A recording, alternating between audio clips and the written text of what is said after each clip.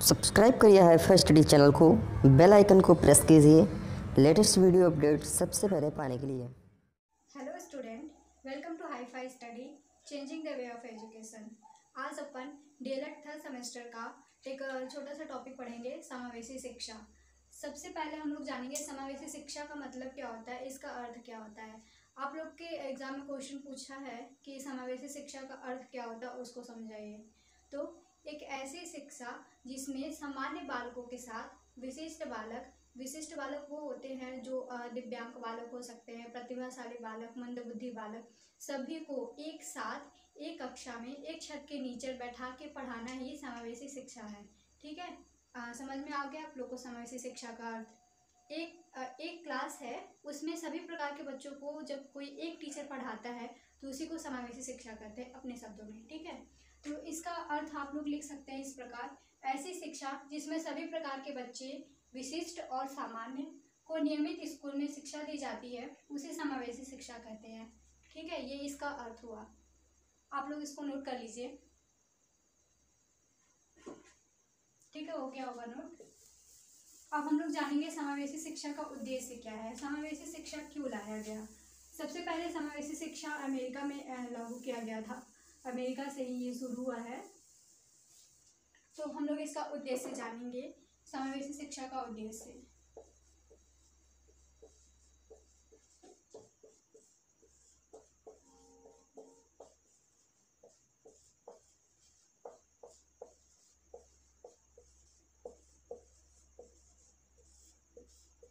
समावेशी शिक्षा का उद्देश्य क्या है, किस उद्देश्य से लाया गया। सबसे पहले तो समाज में एकीकृत हेतु, सामाजिक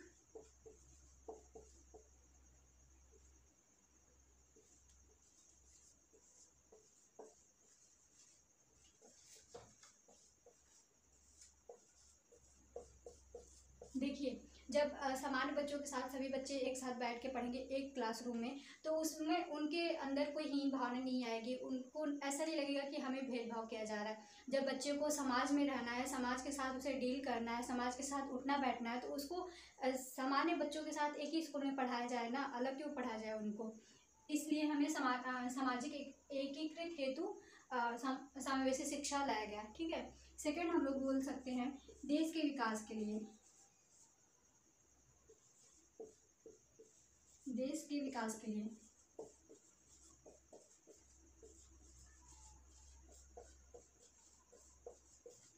पढ़ेगा इंडिया तभी तो बढ़ेगा इंडिया। जब समान रूप से सभी बच्चों को एक प्रकार से शिक्षा दी जाएगी तो हमारे देश का तो विकास होगा ही। और नागरिक विकास के लिए,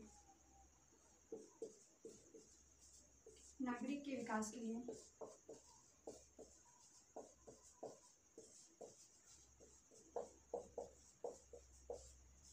जब सभी बच्चों को एक प्रकार से शिक्षा दी जाएगी, मान लीजिए कोई दिव्यांग बच्चा है, उसको भी समान रूप से शिक्षा दी जा रही है, तो उसका तो विकास होगा ही, वो फ्यूचर में कुछ अच्छा करेगा, तो उसका तो विकास हो ही रहा है। तो और भी है, आप लोग इसको नोट कर लीजिए।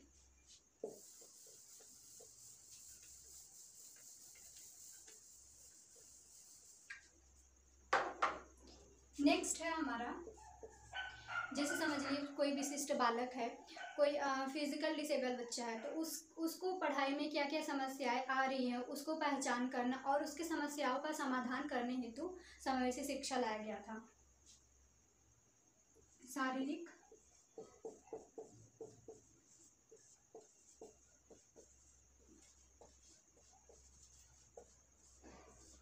शारीरिक अक्षमताओं को पहचान कर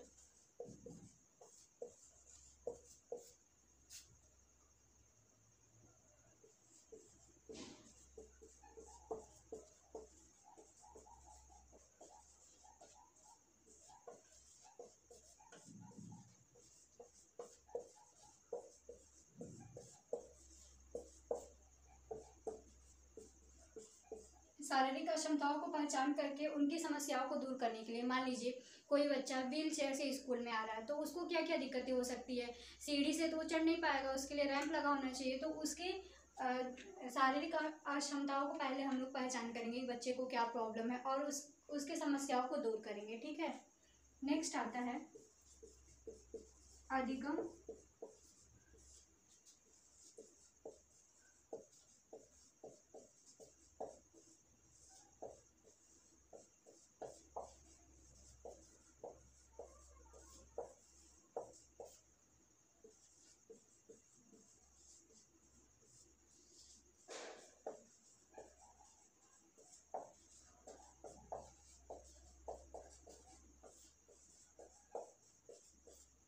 अधिगम अक्षमताओं को पहचान कर उसको दूर करने के लिए प्रयास करना। जैसे मान लीजिए कोई बच्चा है, उसमें लर्निंग डिसेबिलिटी है, तो क्या जैसे डिसग्राफिया हो गया, डिसलेक्सिया हो गया, बच्चा ठीक से पढ़ नहीं पा रहा है, तो पहले हम लोग उसको पहचानेंगे कि बच्चे को प्रॉब्लम क्या है, फिर उसके हिसाब से डॉक्टर को दिखा के, मनोवैज्ञानिक को दिखा करके उसको दूर करने की कोशिश करेंगे। ठीक है, उद्देश्य देख लिया कि समावेशी शिक्षा का उद्देश्य क्या होता है।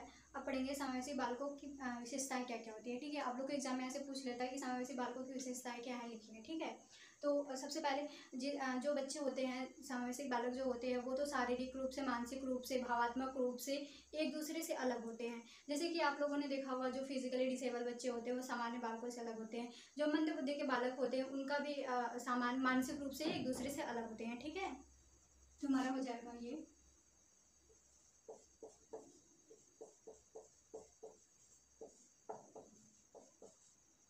सॉरी, सबसे पहले हेडिंग डालेंगे समावेशी बालकों की विशेषताएं।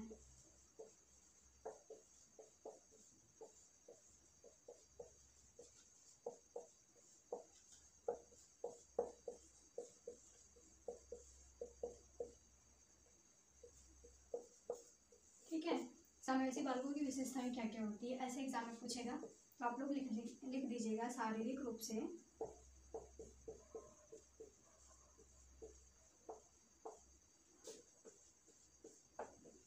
मानसिक,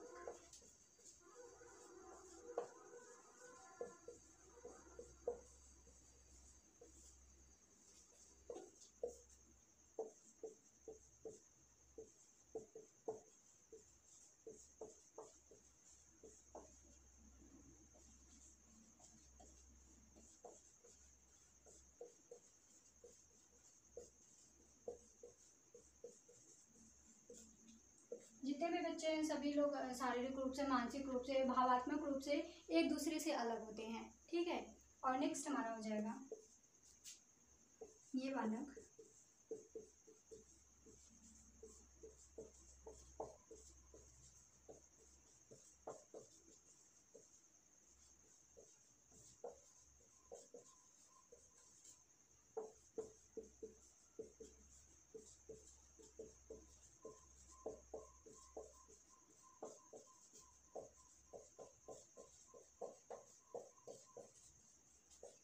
ये बालक गुण और स्वरूप में भी सामान्य बालकों से अलग होते हैं। ठीक है, जैसे कि सामान्य बालक हैं वैसे ही इनका गुण स्वरूप उनसे अलग होता है। जैसे कोई किसी बच्चे को पैर में प्रॉब्लम है तो वो सामान्य बालकों से अलग हुआ ना उसके स्वरूप में। ठीक है, हमारा समावेशी बालकों का विकास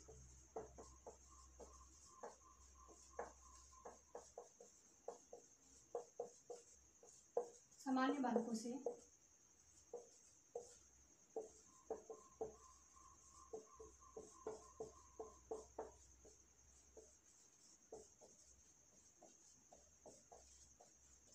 जो समावेशी बालक होते हैं उनका विकास सामान्य बालकों से तीव्र होता है। जैसे कि आप लोगों ने गिफ्टेड चाइल्ड को देखा है, उनका IQ लेवल 140 होता है, तो उनका जो विकास होता है वो मान लीजिए कोई गिफ्टेड चाइल्ड है, वो क्लास 3rd में है, वो क्लास 5th के बच्चों का प्रॉब्लम सॉल्व कर ले रहा है, तो उनका विकास जो होता है वो तीव्र होता है सामान्य बालकों से।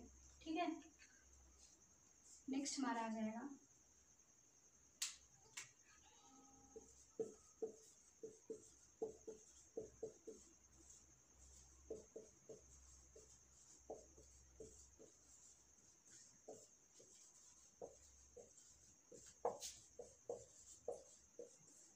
समावेशी बालकों की समझ शक्ति सामान्य बालकों से अलग होती है।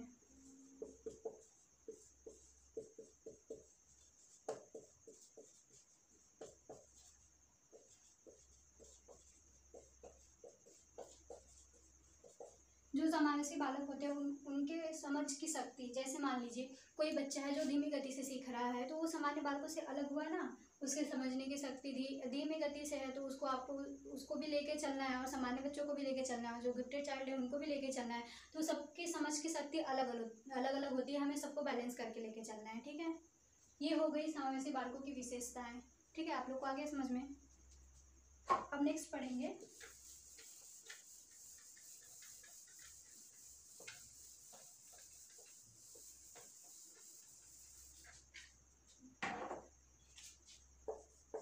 समावेशी बालकों का प्रकार।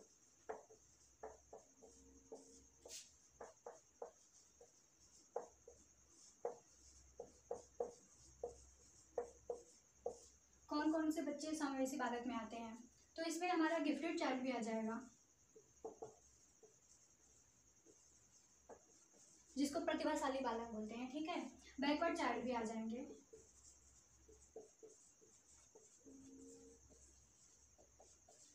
और जो फिजिकल डिसेबिलिटी वाले चाइल्ड है, जो शारीरिक अक्षमता वाले बालक हैं, वो भी आ जाएंगे।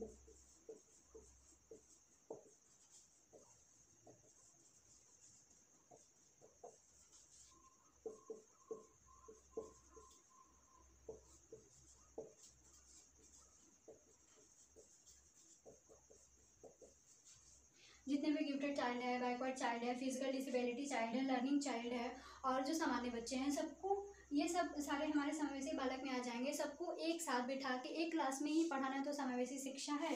इनको समान रूप से शिक्षा देना ही समावेशी शिक्षा है।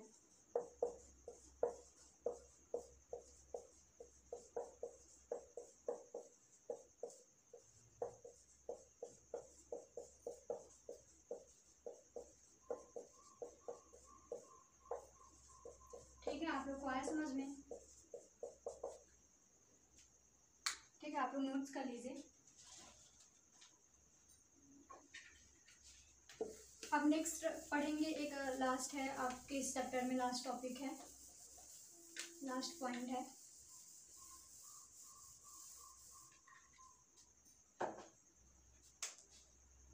समावेशी बालकों हेतु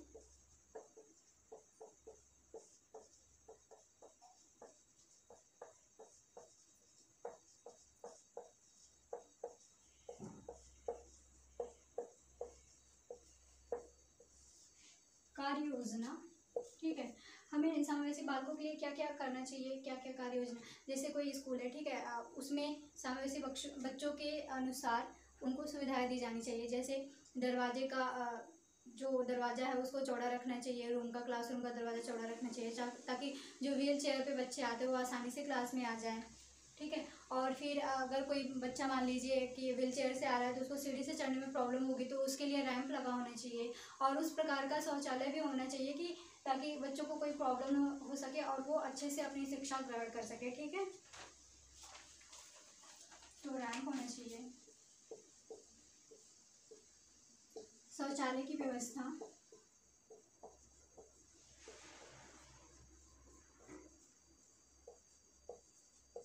ये सारी चीज़ें हमें स्कूल में देना चाहिए। और जो मान लीजिए जो गरीब बच्चे हैं, जो बैकवर्ड क्लास से आते हैं, वो फीस वगैरह नहीं पे कर पाते, तो उनके लिए निःशुल्क शिक्षा होना चाहिए।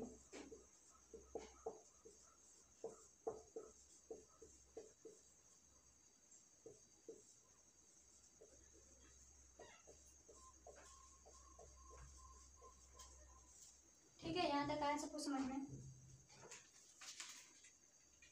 विशिष्ट बालक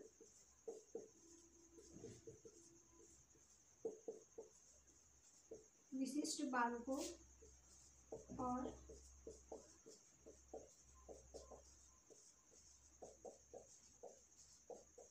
सामान्य बालकों के शिक्षा का स्वरूप समान होना चाहिए।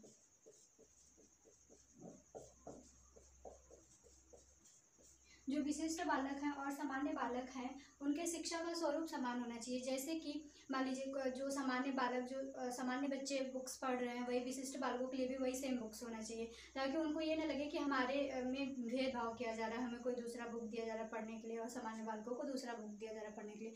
तो सबको समान रूप से लेके चलना है, तो उनके बुक्स वगैरह सब समान होनी चाहिए। ठीक है, इतना आया समझ में?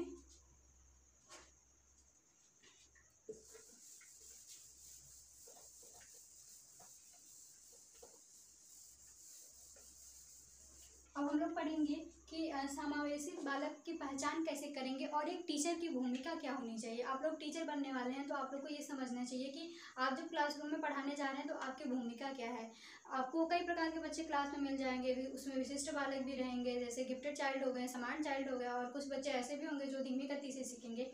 तो आपको सबको समान रूप से एक साथ लेके चलना है, हमें किस प्रकार पढ़ाना चाहिए सबको कि किसी को, जैसे मान लीजिए कोई बहुत तेज़ी से सीख रहा है, तो अगर हम धीमे बच्चों को लेकर चलेंगे, स्लो स्लो पढ़ाएंगे, तो उसको बोरियत लगने लगेगा क्लास में, उसको लगेगा कि क्या इतना धीरे धीरे पढ़ा रहे हैं। और बहुत तेज़ भी नहीं पढ़ा सकते, क्योंकि जो धीमे से सीख रहा है बच्चा, उसको प्रॉब्लम होगी, उसको समझ में नहीं आएगा। तो हमें सबको बैलेंस करके लेके चलना है, ठीक है। तो टॉपिक है हमारा समावेशी बालकों की पहचान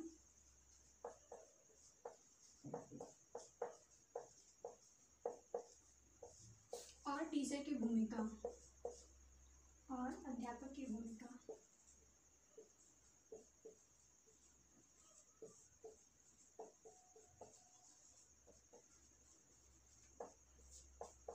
आप अगर कोई क्लास में है, किसी क्लास में, आप कैसे पहचानेंगे कि ये बच्चा विशिष्ट है कि सामान्य है।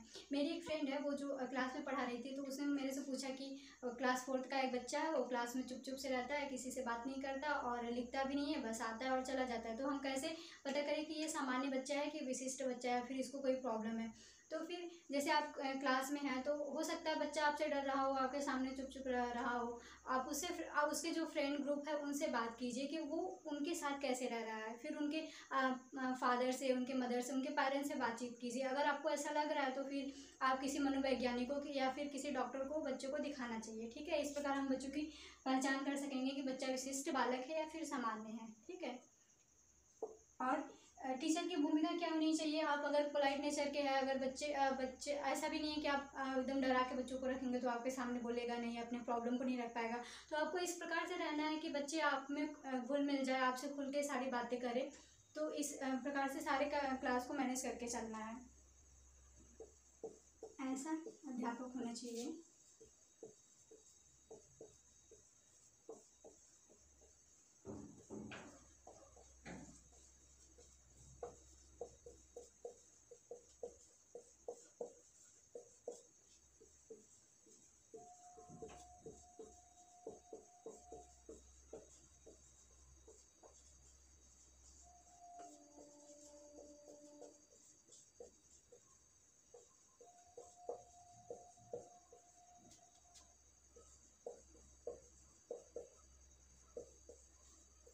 ऐसा अध्यापक होना चाहिए जो बच्चों के व्यवहार को समझ सके और उसे मनोवैज्ञानिक को दिखाकर परामर्श ले।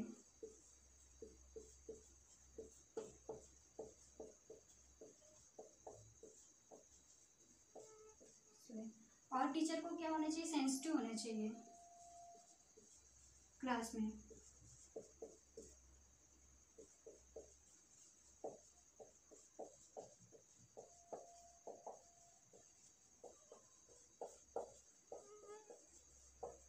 ताकि बच्चे आसानी से अपनी बातों को कह सके। ये नहीं कि बच्चों को डरा के रखो ताकि बच्चे अपनी बातों को कह ना सके, बोल ना पाए, ठीक है। चेंज द सिस्टम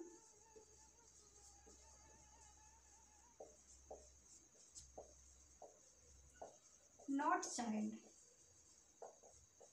हमें अपने सिस्टम को चेंज करने की आवश्यकता है, बच्चों को नहीं, ठीक है। इस प्रकार हमारा आज का चैप्टर खत्म हुआ, समावेशी शिक्षा। आई होप आप लोग को समझ में आ गया होगा। अगर आपको वीडियो अच्छा लगे तो लाइक कीजिएगा। अगर कोई आपको जो चीज़ नहीं समझ में आया तो कमेंट बॉक्स में कमेंट करके बता सकते हैं, ठीक है। Thank you. स्वस्थ रहे और